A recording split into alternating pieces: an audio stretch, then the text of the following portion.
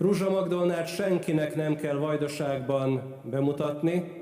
és nagy öröm az számunkra, hogy a Kossuth-díj átvételét követően Magdi itt a vajdasági közönség előtt fog először föllépni, sőt másodszor is holnap Kishegyesen, és hogy személyesen gratulálhatunk neki, én megtettem a koncert előtt néhány pillanattal, és az a szeretet, ahogy ő a szülőföldjét, Vajdaságot kezeli, az azt gondolom, hogy mindenképpen irigylésre méltó, és legyünk büszkék, és tudom, hogy büszkék vagyunk Magdira és Magdi minden sikerére.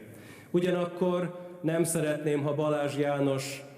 háttérbe szorulna, szintén Kossuth-díjas művészről van szó, olyan művészről, aki a világ összes nagy hangversenytermében föllépett, de például az adai római katolikus templomban is tartott jótékonysági koncertet 2 évvel ezelőtt, és azt gondolom, hogy ők együtt olyan csodálatos hangulatot fognak teremteni, amely itt a zsinagógában igazán otthonra talál.